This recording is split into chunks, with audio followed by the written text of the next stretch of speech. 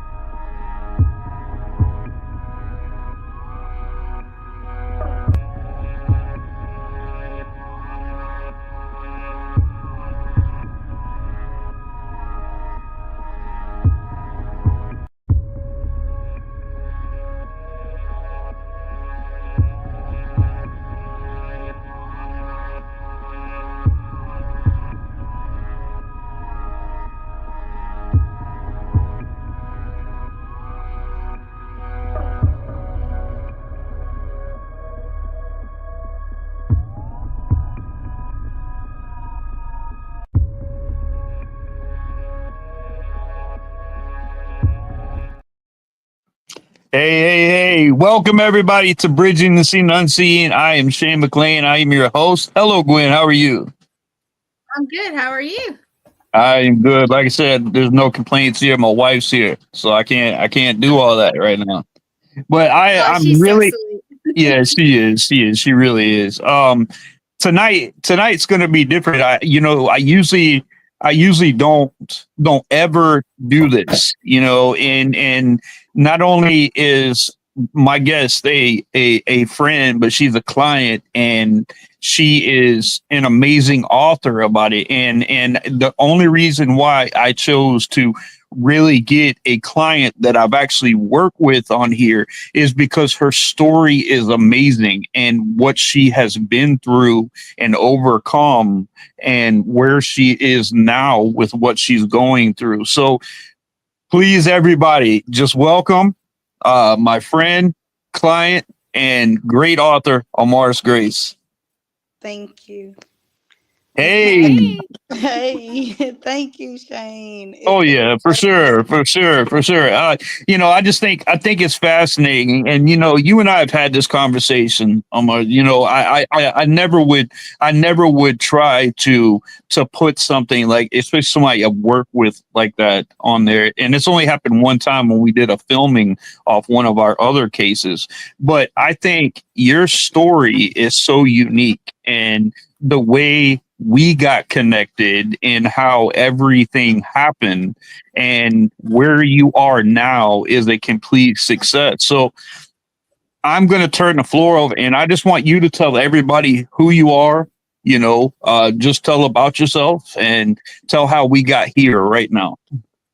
okay. Sounds good. I am Amaris Grace. I'm an author. I've written 5 books since that happened. It was an eye opener from God. I tell you, I didn't think it was even possible. Shane was a blessing. Yep. The only minister that I knew that was not afraid. and I went to several churches in my area, and I at that time I was like, God, hold up, wait, I'm confused. They preach about this. They're afraid of it. So it was hard. It was hard. It really was. Shane had to snap me back a couple of times. I knew scriptures, but he had to refresh my mind. It was one he always said, greater is he that is in me than he that is in the world. Always, always, always. And that he told me, Lakita, you could do it. You could do it, Amaris. You could do it. You could do it. He's so amazing. I thank God for you. I Uh, thank God for you. I wouldn't have made it. I and wouldn't have made, that I that's wouldn't have made it. it's crazy how you say that because I've always believed in you, and we're gonna get into what led to that conversation of Mhm, you reaching out. Anyway, we'll get to mhm, that, but I just want to commend you, and I want to tell you how proud of you I am because it really takes somebody with a dedication to mhm, wanting change and to do things differently than because like you said you reached out to so many places, and that's the reason why I got into the ministry that I got into, is because I was tired of that too.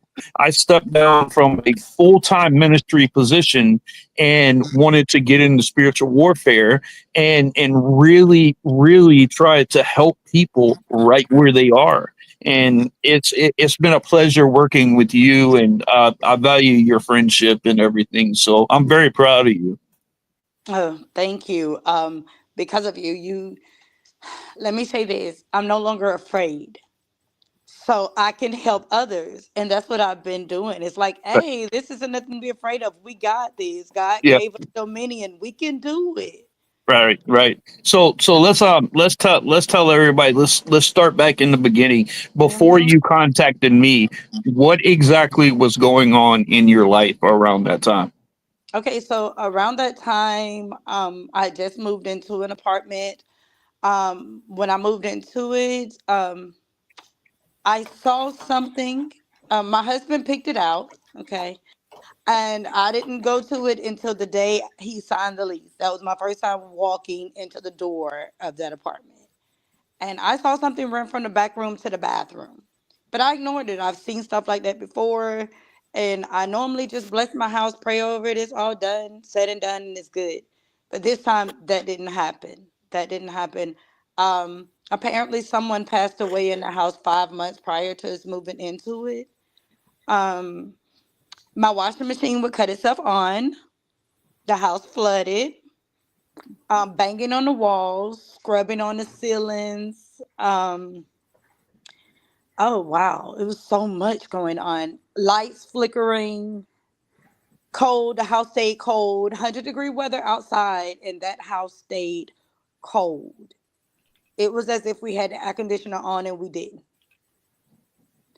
And I didn't think it was, but in the beginning, I didn't think there was anything wrong. I didn't. I thought that we lucked up and moved into a place where we don't have to have a high power bill. That's what I thought. I blessed the house. I prayed over the house, and it didn't work. And that's when, by the grace of God, I've always been a seer. So I have visions and dreams, and they know that they can visit me in my dreams. And so I saw her, and I saw someone else who had died on the property Mm, prior to her. What made me reach out to Shane was that it got bad. It started getting worse. I started getting sick. One night I spit up blood. Um and it was other things. One a previous night before the night of me before the night of blood pooling in my mouth because I didn't understand that. And when I got up and I went to the bathroom and I spit it out, I was like, "Oh my God, I got to get out of here," because it started attacking me. Um so I did try different churches, like I said before. I tried many different ministers. Um, I cried, I prayed, I cried, I prayed. I thought it was something I did. I thought I'm in seminary, been in seminary for 3 years now, and I thought God just wasn't pleased with me. I thought that He wasn't accepting me. I thought that's why I was in that situation. I was on the edge By the time I reached out to, I had tried the Catholic Church. I felt like they would help me, and they rejected me because I wasn't Catholic.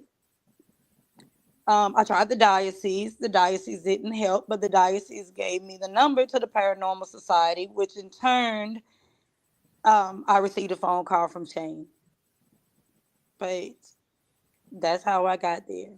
Yeah, and it's so because I remember that. I remember having conversations with you. I mean, it was affecting you and your husband. I mean, Mhm. you were seeing shadow figures. I mean, she even sent me a picture. I don't even know if I have it anymore, but it looked like something was passing by in front of her, and it looked like it had a hood over its head. And I mean, it was just crazy. And I know it was affecting, and every bit of emotion that she's referring to, like that's exactly how she was feeling. I mean, she had tears flowing. I mean, she really didn't know what to do. She really, because you heard what she said, she's a seminary student. So that to me was a big check mark right there. That lets me know, okay, I do a theological clearing and cleansing. She's a seminary student. She has a very strong belief already. So I can walk her because she is. And we were able to go over the steps of doing a proper clearing and cleansing of her house. And not only that, but it rejuvenated in her spirit and with her faith, you know, to get it to where she can battle this thing, because I can only imagine, you know, how terrorizing that is. You know, you move into a place, you know, and you got your husband there, and then all of a sudden you start having these things happening around you. You know, you're seeing black shadow figures everywhere. A woman that had died in that building, and didn't you say something about drugs and everything being rampant and suicide and stuff in that building? Yes. So apparently, there was a lot of things that happened on that land that we didn't know anything about prior to moving there. And we did reach out to the leasing office, and one of the leasing agents in the office said, "Oh, well, I've heard the stories of the property." So other people were going through certain things on the property anyway prior to us. Um, there was a murder suicide shortly after we went through what we went through. Because I'm gonna tell you, I didn't even think they can communicate on this side. Okay, like I said, God have blessed me with a gift of seeing, and for years I've ran from demons. The Holy Spirit have trained me on how to um, free myself from them, free others from them. But that's on the spiritual side. Never did I think it'd happen on the physical side. And I did send Shane a video of it screaming at me. It Yeah, yelled at me. After he told me to do the cleansing on the house, and I remember the conversation because he said, "Lakita, I love you, Shane," but he said, "Do you have holy oil?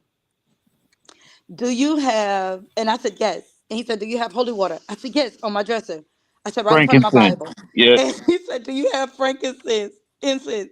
And I Mhm. said, "Yes." And he said, "You See, got everything." He said, "Wait," and he asked me, "Do you have the Saint Benedict corn?" And I was like, "No, I don't, don't have that one." He said, "You don't need it. It's fine. I got you. I got you. You got everything else." And still, I mean, I was so afraid just to go in there and do that because of all the things that was happening.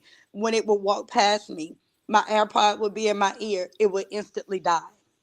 It would drain energy from my granddaughter was in the house, and I could see something shining over her chest, and you could see them. It's like a bubble. I want to say it's like an orbit or something, but I could see it. I had it on video flying over my granddaughter's head. Um, and that was the scary part for me. Like I said, even after doing the cleansing, we were to stay. We were told to stay, but we left. We left and we went to stay with our oldest daughter. And when we went over there to stay with her, um, I hate I ran from my house. But when we came back home, that's when I came home to pick something up, and that's when it screamed at me to get out. So it yelled it like, get out, get out, get out, get out. And it was constant. And I was scared at first to go into the house. So I decided to go to the leasing agency and I said, hey, to the rental office. And I said, can you guys come in the house with me? Because there's something in here screaming at me. It's And they crazy. said, no, we're not going in there. And, and I cried. I stood there for a minute with tears running down my eyes, like, God, you got to be kidding me. Like, they're afraid. You leased it to us, and you're afraid to go in there. And we've been sleeping in there. And God said to me, I was there with you, and you didn't even know it was there. I protected you. Don't you think I'm going to protect you now? Go That's in it. that house and get what you came to get. And I put the key back in the door and I recorded myself going in that house and it screaming at me. It And did after a too. while, yeah. And after a while the screams got kind of faint. I couldn't hear them as if the Holy Spirit had his hands over my ears, like, no, you're not gonna hear this. You get what you came to get. And I went in there and I did it. And when I walked out, I didn't know. I wear a rosary, but I use it for prayer beads and I count my prayers. And I was rubbing on the cross when I was in there, but it was trying to intimidate me with that. And I didn't know that it tried to snatch it off my neck. Mm. And when I didn't know till I got outside, I had no idea until I got outside that my neck was burning. Mm. And that's when I knew, oh my God, like but I like, it's like Shane told me, show no fear. Yeah. Show no fear. And that's what God kept telling me. Show no fear. I'm with you. I didn't let it bother you before. I'm not going to let it bother you now. There's a purpose for this. And it didn't make sense then, but I get it now. It turned me into who I am today. I'm Mm-hmm. not afraid in the physical, nor am I afraid in the spiritual. Because greater is he that is in me than he that is in the world.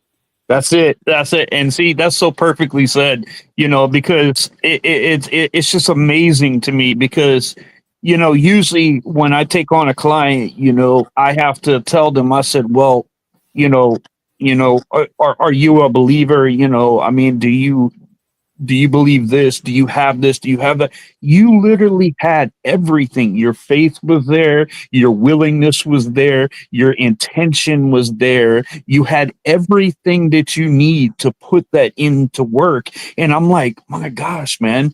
And no one would help her. And as soon as it happened, like things left her apartment left. But then I think your husband called me, didn't he? Mm-hmm.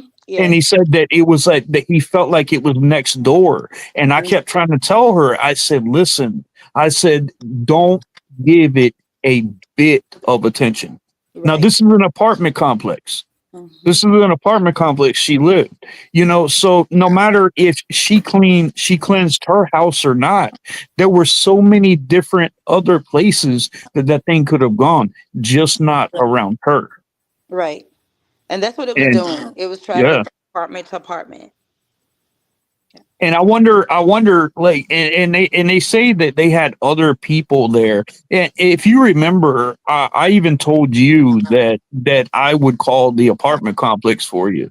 And I mean, she never gave me the go ahead to do that, but I was willing to call and really stress to them what was going on, and for them to actively know about it, and them being scared to go into that area, but yet they'll gladly take people's money and put them in an area that they know is affected like that. Yep. And So, our apartment was barely lived in. Like I said, it started immediately with the washing machine turning itself on and off. Um, it broke the washing machine because it wasn't turning knobs. It was just turning on. The TV never cut off. The TV never cut off. We unplugged it from the wall and it was still going. wow, see, that's crazy. Yeah. That's crazy. That was some very progressive energy that thing had, and what better person, and I try to explain this to people too. If you are a spiritual person, and you have, what's the one that you are a prime candidate for the enemy to come and attack, because that's what he wants to do. He wants to destroy you from the inside out, just the same way he wants to do the churches. So the more spiritual you are, see, a person that's not spiritual is easy to manipulate because they live by a different standard than you do. They're easy to manipulate, but a spiritual person, it takes a little bit of work, and they obviously, they were trying to work on you, they were trying to work on your family, they were trying to work, they were trying to separate you and your husband. I mean, it was a bad situation for you, and I'm sorry that so many churches, turned away from you and things like that. But that's why God put it in my heart to really be there for people like you, because people do have issues and they do go through things that they don't understand. And I'm really glad that I was able to be there for you, and I'm really happy about the outcome of what's going on. But how is your family now? Well, my husband does not want that washer and dryer. I'm gonna tell you, the washer and dryer, the washing machine kept turning this up on, so it eventually broke that one. Okay. On the video, we bought another one. He bought me my dream washer and dryer, and this is prior to us knowing that something was there. So he bought me a Think LG. Oh my gosh, I loved it. The washing machine and dryer sent me text messages, and I was like, "What? I'm in Walmart, and it's telling me that my clothes are done." but Wow. because, but because once we installed cameras in the house, we saw like a spirit line that led to the laundry room, and it was something that was in the air. It separated. If you put your hand down in it, we actually have videos. If you put your hand down in it, the top part of your fingers disappear. It only the part that's still on this side will show up. So because of that, he didn't. It's still in storage. He will not let me put it in our house, but he don't want to give it away either. He's like, well, babe, we paid $1,800 for it. I can't give it to someone for $200, $300. You only had it for 2 months. So a lot of our stuff is still there. My husband is very. I'm the seminary student. He's not. Okay, my husband is the one who'll go to church, open a Bible, pastor said, turn it somewhere, everyone read aloud. My husband is mumbling like he's reading because he can't Right. see the words. Okay, he just don't want to wear glasses. He can't see the the words, but he's the spiritual now. He is so spiritual. He said, "Babe, I never knew nothing like that could happen." Um, so he lights frankincense incense. He prays over the house all the time. He prays over me while I'm sleeping. Um, yeah, he's different, completely different. My grandchildren, they talk about it. They remember. They don't talk about it frequently, but they are aware that it's possible. Um, and that it happened. But other than that, my family is blessed. Like it brought the whole family closer to God to the point That's to so good. That's so good. I'm so we happy for you know. guys. Yes, we know. Have you, I never asked you this before, but have you had any other encounters like that, like paranormal encounters? Have you ever had one before this? Like that, no. Everything was always in my dreams. I mean, we lived in a house prior to moving into that apartment. We did live in a house, and we would hear my husband would hear cups falling on the floor, but we were aware that a old lady passed away there, but she never bothered us. It was banging at the door, but we never opened the door. He'd say, "Oh, somebody banged at the door," and I said, "Did you open it?" He said, "No." "Okay, good, don't open it." And I don't even know how I knew that. I don't. I don't because we had. But that was and so one night I do remember a night I heard a cup fall on the floor, and he said, "Don't go in there. You're not going to find anything."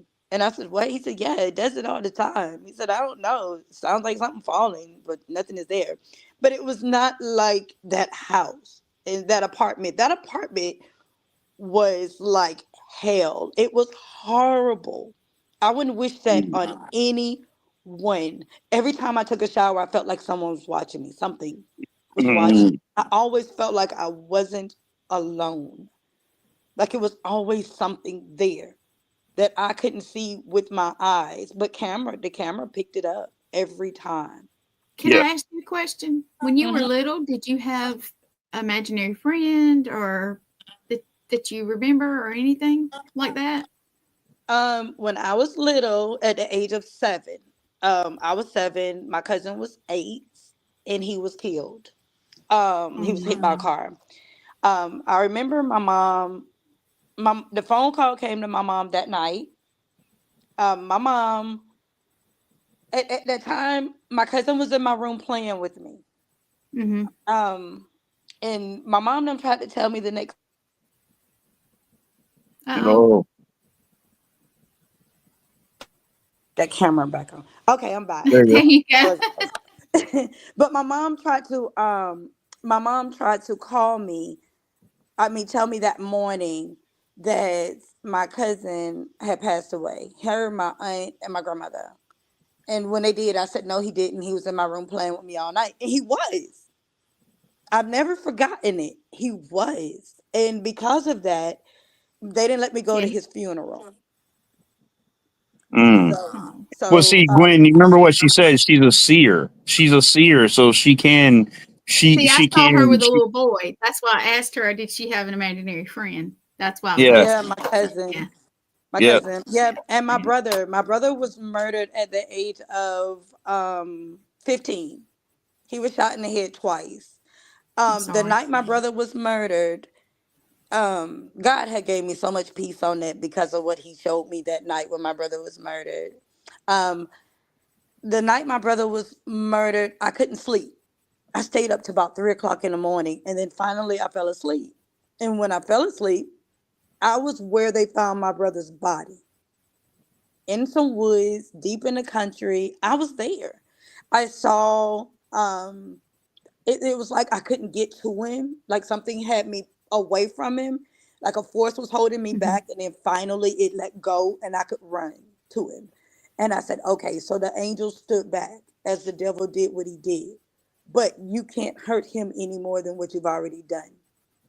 You can't take his soul. He was a baby. You took his flesh. And I've lived with that. I've lived with that, but I can see, and seeing sometimes is good, but it can also be bad. Yeah. Because in that house, I wished I wasn't a seer. Right. Right. Right. And I always ask, in ministry and things like that, we call that discernment and stuff like that.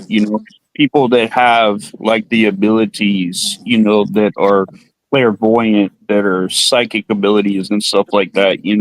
I mean, I know people have them, and my whole life, I've always had premonitions and visions, and I get them, and I really wish I didn't get them, but I do get them. And Yeah, but when it does happen, like something bad is going to happen to someone when I have one. I'll give you an example real quick. One, I was in the car with my mom when I was like 15 years old, and we were at a stoplight. We were in a left-hand lane, and I had a vision real quick, and I mean it was disastrous. I mean it happens so fast, and my ears start ringing. It's almost a black thing that goes over my eye, and then I start seeing these little bits of things that are happening, and I knew something terrible was about to happen, and I snapped out of it real quick. And my mom was driving, and I said, "Mom," I said, "when this light turns green, please do not go. Just stop right now." And she goes, "What are you talking about? We're first in line right here." I said, "Mom, listen to me. Don't go." And there was a car right next to us on the side, and then the light turned green, and then all of a sudden the car next to us went forward. I told my mom, she stayed, and a green six-wheel truck came and ran the light from the left hand and T-boned that car that was sitting next to us into a concrete telephone pole and killed every single person that was in that accident. Mm. And my mom looked at me and she was, I mean, I can only imagine what she was thinking. Yeah. But that's just one example. I had one when I was in dialysis, and I had one, I was sitting in a chair, and all of a sudden I had this vision, and it had like, I saw tubes in front of me. They look like tubes with blood going up and down in the tubes like this. And before that happened, the nurse knocked over the blood container in dialysis, and it went under the chair of the person that was sitting next to me. And the person that was sitting next to me was completely deaf. He talked with sign language and stuff like that. And the second that blood went under his chair, he realized that I started having the vision. And then I snapped out of it. The nurse was standing in front of me, and I told her, I said, listen, I don't know what this is about. I said, but I have to tell you, I saw this. And not only that, but listen what happened. So that guy that was sitting next to me, he went home that night and he died in his sleep. You know what? You know how he died in his sleep? There was blood in his lungs. So what I was seeing in those tubes were the blood in his lungs that actually took his life. Wow. So it's happened several times. And like in ministry, we call that discernment. You know, I'm not psychic. Yeah. I don't have those. I wish really I didn't. And it wasn't until after my grandmother passed where I really started getting them. And sometimes I wish I don't, but you know, it's helped save my wife, her life like twice. And my nurse at dialysis, I helped her. She was in a car accident and I knew about it before she told anybody. I knew about it then. And like I said, I'm not psychic. It's just I get these and it's something that I'm supposed to tell somebody. And with you being a seer, you don't ever feel like when you get around people, like they may have something around them that this kind of makes your skin crawl, or are you able to tell people, you know, about what you're seeing? I don't. I'm gonna tell you what I do. He typically give me messages in my sleep. I see them before I meet them. I see sometimes what they're wearing. Um, I know I met a guy that worked at KFC, which is strange because I do not eat KFC. But God showed me a vision of me being on a road on the way to KFC. And I thought that was strange. I was like, God, I don't even eat KFC. And so I called everyone in my family. I was like, okay, you know someone that work at KFC? And it was like, no. And I said, okay, well, God has set it up in his divine time. He have a message for this person. I don't know the messages. I don't know them. When I see them for the first time, because the first couple of times that happened to me, I was like, wow, you're real. You It's know? like deja vu. Yeah. Yeah, but when I say, I think the only thing I can remember saying to them is God says or my father says, and after that I'm out. It's like a tingling from my ankles that go up to my head, and it's like I'm there, but I'm not there. It's like Well, something the is message is leaving. meant for them, not you. So Right, Right. you deliver. Yeah, you're yeah, delivering it. Yeah, right. that's a blessing. I don't remember any of the message. It's like I'm in the. It's weird because it feels like I'm in the back of me, and Mm-hmm. something is in the front of me. And sometimes if it pauses, I'll think I can step back up. I don't even know how I even know how to do that. It's like I can step back up. And if I can't, it'll push me back, back again until it's done. And when it's done, I can come back up, but my adrenaline is so high. At that time, it's so high. It's like I can't drive, I can't drive, I can't drive. I gotta come down first. And I remember when I delivered the message to that guy, it shut down the whole entire KFC. Everyone was quiet. It was like I've never seen anything like that happen except on TV. Well, I'm just as shocked as you. I told him to use me, and he does. Mm. Does. See, that's a gift of discernment. And I think more people, and Christian people too, people in church, I know they experience things, and I've talked to many people who are diehard Christians that have had feelings like that they had intuitions about things, but they're so fearful, about saying anything to anybody, Yeah. especially because, of judgment. They'll be like, well, that's not of God, and I'm sorry, but if you have a gift like that, Mm-hmm. who do you think gave you that gift? He did. Yeah. But to say that's not of God means that you have had to pick that up somewhere in the world, and the Correct. enemy has manipulated your spirit so much that you're able to do things in a uncommon level, which is ludicrous. And that's why I love working with people and getting people. This podcast, Mm-hmm. Amaris, this podcast, I started this podcast to bridge the gap between Yeah. paranormal and clergy.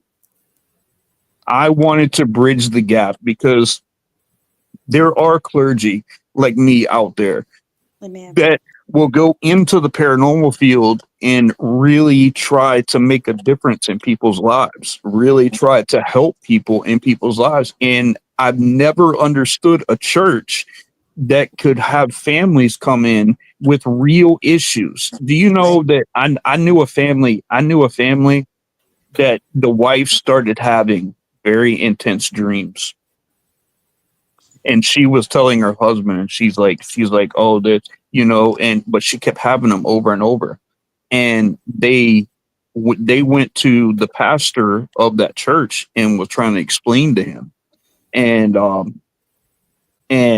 the pastor got in front of everybody in the church and says, that we need to pray for this family because she has a demonic spirit over her, and they kicked her Wow. family out of the church Wow.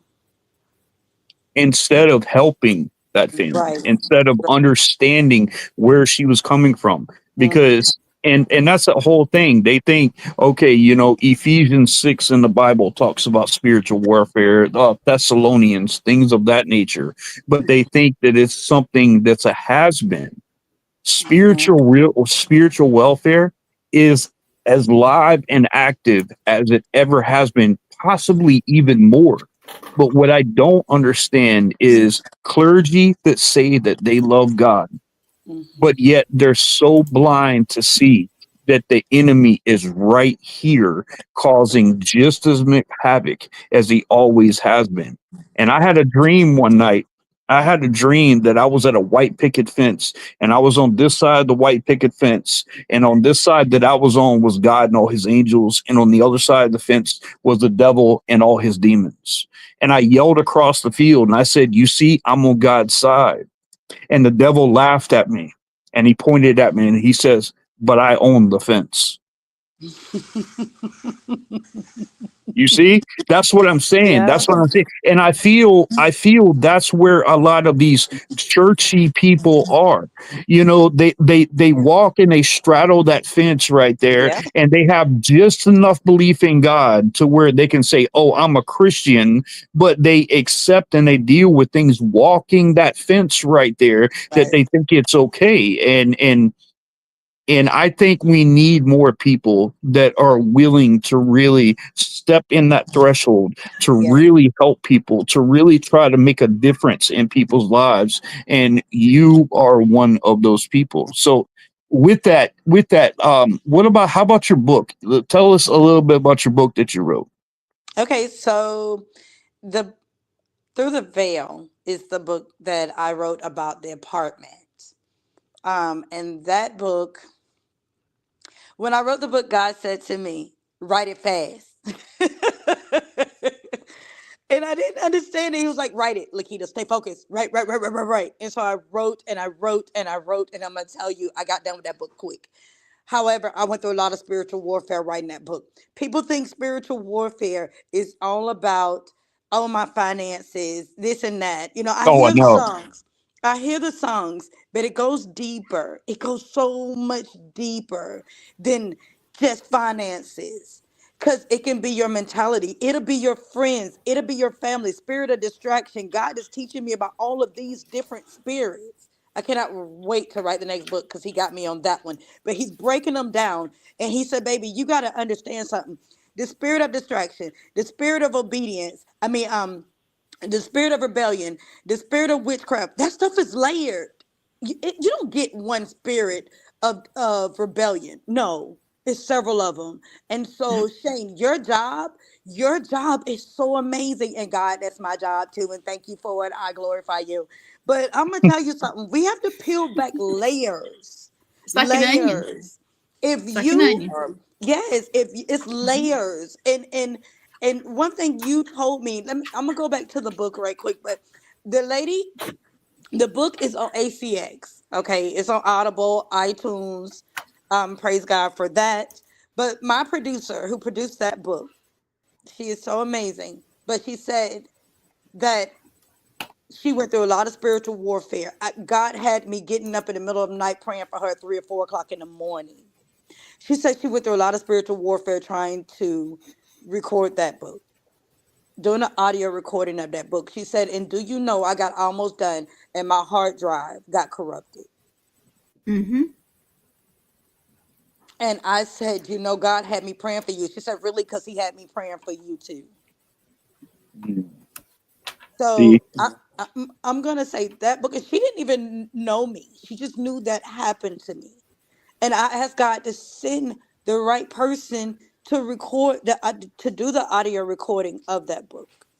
Yep. And I knew that I was going to have to pray over her and pray over her and pray over her. I knew it. Because don't think just because we overcame that apartment, it's over. Oh, I know. It's not over. It's still a lot of more praying. It's still a lot of more staying focused and close to God and not being afraid. Things still happen. But And we you have are, to know that God is still with us. yep, you are 100% a success story behind this because there's not a lot of people, that have really grabbed hold of it, and when you told me that you were that you felt called into this ministry too. And I was like, thank God. I said, because I really had the faith that you would be a great person in this ministry. You would have a great impact on people. And like I said, I think since this, what did you say? You wrote 5 books already? Yes. Holy Man, Spirit, thank you. I can't read 5 pages without being distracted. And you're writing 5 books. Yeah, That's it's a just, lot. that's great. That's amazing though. That's amazing. I mean, and like you said, your book is on Audible and I think I sent it to you too, Gwen. I think I You sent a did, cover of the book. and I cannot find it. I'll send it back. I'll send it back to you because she sent me the Audible link and she sent me a picture of it and everything because I want people to go and really get your story, really read that book because I believe not only is it impactful and they will understand the depths of spiritual warfare, but they'll be blessed to know that greater is he who is in you than he who is in this world. And Yeah. that's the whole goal in spiritual warfare. That's the whole goal, is to reach the depths of that person that they have forgotten who they are. You are a beloved child of God. And once you reach back that person and you pull that person out from whatever they're dealing with, then they start to get the strength to be more than an overcomer. And that's what you've done. And I'm so proud of you. I'm so happy for you. And I usually don't. I would never have a client. I would never bring them on. I never post pictures. I never talk about cases. I don't do that because I keep them all private. Right. But I really felt, because of who you are and what you're doing with what God has for you in your life now, that it deserves some attention, and I think people will love you. And I think people need to hear exactly what's going on because you're not the only person that deals with stuff like this. Mhm. There are hundreds and hundreds of people out there that are possibly dealing with the same situation, but not everybody knows what to do about it. Right. And having a book like yours and having what I call you a survivor like you really have broke into that other side, and you were like, you can do this. You Right. can get through this, Right. and it's how you've done it, and how everything happened for you just makes it great. And like I said, I really hope people grab hold of your story and they really read your book, because I think it would help change their perspective, if not help change their life too. And I'm gonna say, Why don't we take this. a minute and ask you, Okay. how does everybody get in touch with you if they want to speak with you, if they want to find your book? Tell them how to do all that. Okay, so the book is on. They can get the book off Amazon. They can get it off the Apple Store. They can get it off. Like I said, if they want, like my family members, they like to listen to audio. The Yeah, I do audio too. version. Yeah. Yeah. Tell us the names of them real quick. I know. Okay, so Through the Valley. I know. Are all yours under your Amaris Grace or Yes. Amaris? I'm not saying it right. I'm Amaris sorry. Grace. Amaris Grace. Amaris Grace. Okay, Yeah. Amaris. Okay, there you go. But yes, all of them are under that.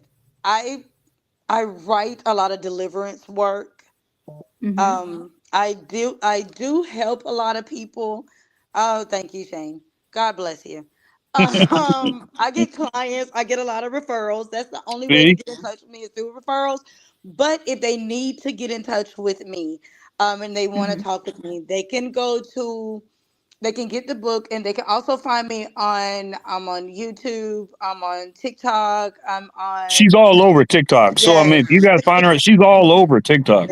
I mean, she's got like 10,000 something people on TikTok. Yeah. So That's believe me, awesome. yeah. Will you tell us the names of your books? So I've got somebody saying if you tell the names that she'll share it out. They Okay. also have another podcast network. So yeah. Okay, so I have Through the Valley, I have Through the Mhm. Veil, I have Chronos and Kairos, I have oh my gosh, I've written so many. I have He Spoke When I Slept, While I Slept, and that's one of my favorite. Okay, that's All My Dreams. That's one of my favorite. God did that one. I love that Mm. one. Gosh, let me see, Kita, because now I'm feeling kind of shaky. What's the other one? Through the Valley, Through the Veil, Chronos and Kairos. He Spoke While I Slept, and I am leaving one out, and it's over there on my bookshelf. What Oh was? wow. She's got to get But it. She's got to get That's it. We got to. hold on, Chronos and Kairos. we Through the want to Valley. promote you as much as we can. Gwen, tell me, does she look like a grandmother to you? No, when she said granddaughter, I was like, I know. When I first saw her and she told me, I said, there ain't no way. I You have stop I it. have 18 grandchildren. 18. 18. What? 18. I have No. 18 grandchildren. God have been so good to me. He have really blessed my bloodline. He really have. It's like Um, cocoa butter. I'm telling you, it's like cocoa butter. You he don't has, look old enough to have I know. one. So I yeah, know.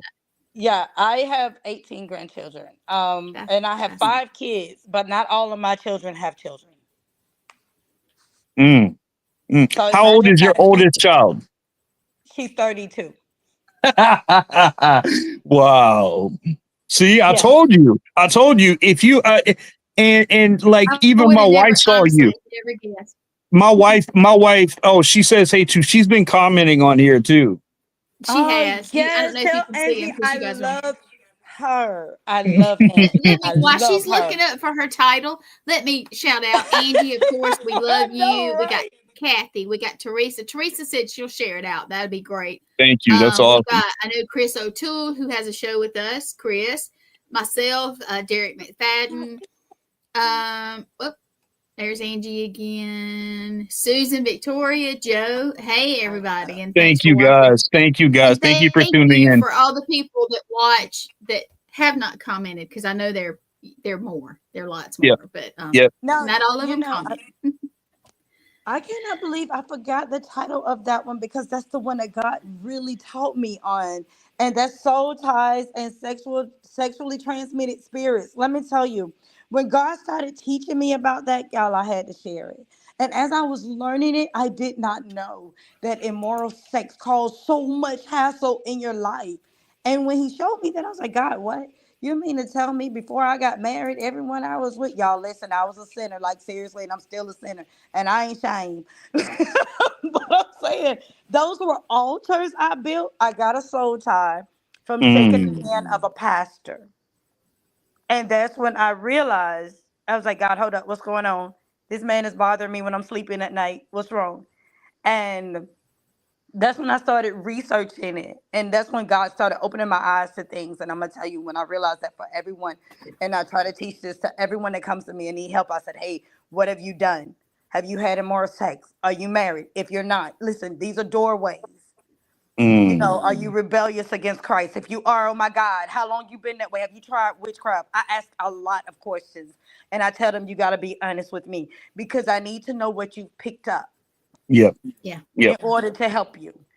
And Because I people can don't tell them, understand that about soul ties, man. But you make covenants with stuff like that. yes, I didn't know. I'm telling you, when You God make revealed it to chaos. me. Is I in my Yes, head, I think they make chaos. Yeah. yes. Hmm. When God revealed it to me, Yes. I'm gonna tell you, I was sick all over. I remember I was going to the store and I was getting ready to make me some Philly cheesesteaks, and I'm driving and I'm like, and I called my mom and I said, I'm sick all over. Okay, I can barely eat the Philly cheesesteaks, but my grandchildren are looking forward to them. Mom, I said, but I can't believe I did this. Use a covenant. So I went in, and we have to do this. That's why Jesus. That's why he stressed repentance. That's a form of repentance. For every illegal and counterfeit contract that we make with the devil and demons, we got to tear those things up. Absolutely, And if we don't, they're going to go down into our bloodline. absolutely. So I went in and I tore up every counterfeit contract because the devil, demons, those demons take those contracts that we've made unknowingly, whether knowingly or unknowingly, and he takes it to God and says, see, she chose my side. I got every legal right to be there. When I found out that there's a legal system in the spiritual realm, just like in the physical realm, Yep, I knew yep, then to tread carefully. yep. And I See, and knew to stay. that's what I tell people too when they say that that like I sold my soul to the devil, and I Mhm, look at them, and I said, now how can you do that? Because your soul doesn't belong to you, you mhm, know. But you can bind these contracts. You can mhm. give a lot that need to be, because if you do that, it's like a blood oath almost. You Yep. know, you're right. The devil can't take your soul, but Mhm. he can manufacture things in your life that will not only affect you, but it will affect your kids.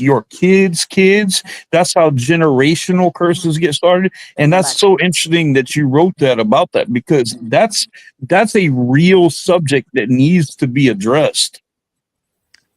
Yeah, but I found myself getting a lot of rejection. So I've been going to God, and God has said, "Hey, Jesus."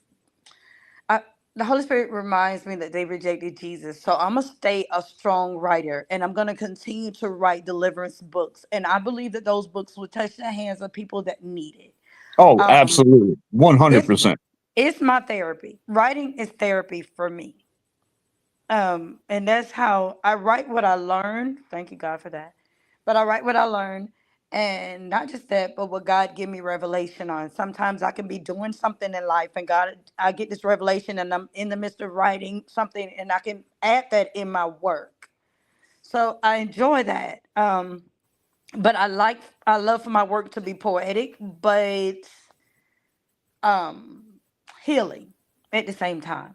So like I said, Hmm. I get a lot of people don't like to read it now because it's hardcore. I don't sugarcoat it for them, but they got enough sugarcoating pastors out here. Oh I'm, my I'm not gosh. Don't I'm not even, gonna yeah. lie to them and tell them, hey, you choose God and your life gonna be so awesome. And he's gonna buy you this car. And he's gonna give you all this money. And you're gonna get this big house. I'm not gonna lie to you and tell you that because it's Christians out here, and I'm gonna say religious people out here that really put in work, and they ain't got the fancy stuff that you just come into church 2 days ago and started asking for. Right. You know, Right. wait your turn in line. I'm not gonna lie to them. I'm gonna tell them the truth. I need to get you ready for battle. Because if Yeah. you want to give your life to Christ, I need to get you ready for battle. Another thing is, and I'm gonna say this right quick, but I don't like pastors that jump up to do deliverances in churches. I don't I don't like either. it. Stop I doing don't it for either. entertainment because that is dangerous. Number one, you need to seal all those people out there in your congregation. Because if you're Mhm. going to do a deliverance, you don't know what somebody going through in there. And you're That's casting right. something out of someone, and it may go into someone else in your congregation. So guess what? Now you got a bigger issue. I don't like Right. that. I don't like Right. it if you do it and you don't research the people. That's Research it. That's them. it. Because if That's they're it. fighting in the physical, they're not, if their health is failing, if they're fighting for their freedom in the physical, don't give them a spiritual warfare too. That's it. Get That's them it. through that And I first agree. war. I agree with you. I don't think anybody should ever do that in churches. The very first Mhm. time I ever encountered a demonic entity or spirit was actually inside of a church. Yeah. Mm. When the worship Hey, music Shane, came on, ah, I hate to tell you, what's we up, got just Gwen? a few more minutes. We got a few more Okay, all right, minutes, just a few all more. right. The guy flew against the wall. His chair flew all the way on the other side. His bones started contorting. His eyes turned black, and he was speaking like 4 and 5 different like voices that were coming out, and he Mm. was speaking all kind. And that's scary. And then you got people that try to do these deliverance in churches, and I do agree with you because you have to get everybody in there ready, and then I mean, for somebody to see that, they think that, okay, it's okay for them to do that. That is for show. That is Yep. for people that want show. Yep. And no one that does true deliverance or exorcism ministries will ever put it out there for a whole congregation to see. It's a very private and intimate thing. Spiritual warfare is real, and we need to approach each one Amen. with reverence and respect. And when Amen. you do that openly in front of people, you're not respecting the people at all. That's right. Amaris, I want to thank you for coming on, and please tell Thank you. people how they can get a hold of you. Yes. Another thing, Angie, I love you.